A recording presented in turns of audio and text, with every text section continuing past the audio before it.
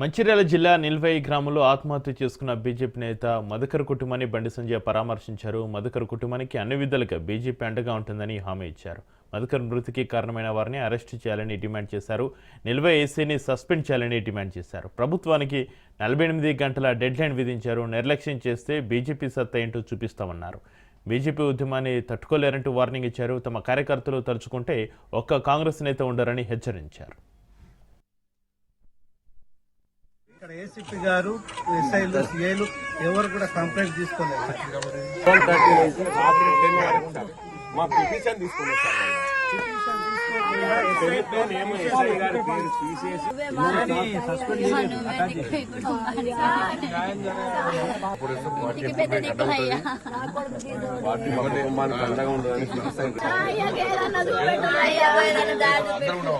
తమ్మునికి ఏదన్నా దాడి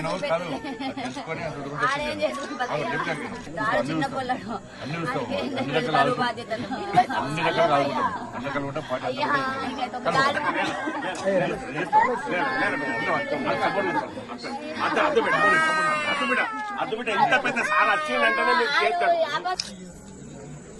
జోహార్ ఏట మధుకరన్న, జోహార్ ఏట మధుకరన్న.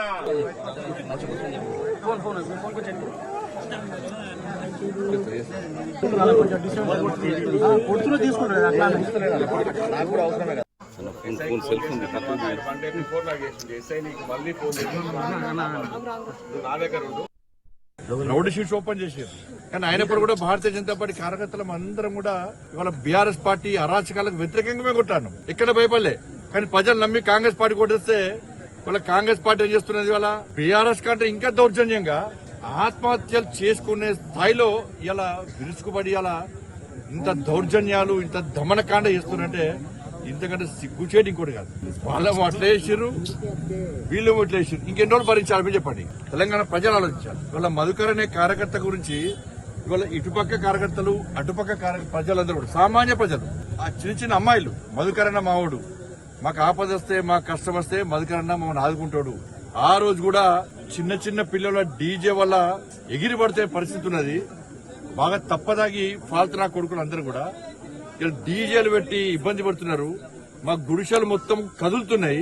ఇంట్లో ఉండలేని స్థితిలో ఇవాళ మేము మధుకరణ చెప్తే మధుకరణ పోయి ఇవాళ పోలీసులకు చెప్తే ఇలా దాన్ని ఆపాల్సిన పోలీసులు ఉల్టా కాంగ్రెస్ పార్టీ నాయకుల యొక్క ఒత్తిడి తలొగ్గి వాళ్ళ ఇంటికి వచ్చి పోలీసు అధికారులు వచ్చి ఇంటి అరేంజ్మెంట్ చేయడము, వాళ్ళ కుటుంబ సభ్యులను తిట్టడము, ఎస్సీ ఎస్టీ అట్రాసిటీ కేసు పెట్టడము, అత్యాచారం కేసు పెట్టడము.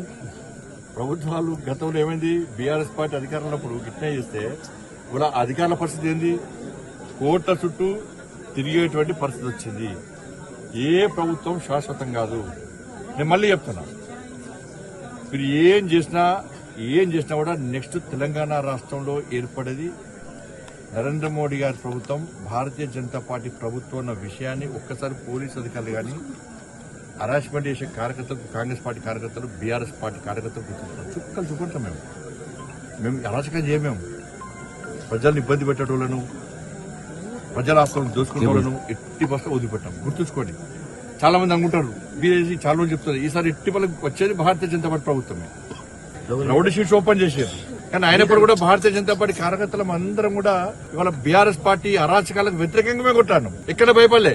కానీ ప్రజలు నమ్మి కాంగ్రెస్ పార్టీ కొట్టేస్తే వాళ్ళ కాంగ్రెస్ పార్టీ ఏం చేస్తున్నది, వాళ్ళ బీఆర్ఎస్ కంటే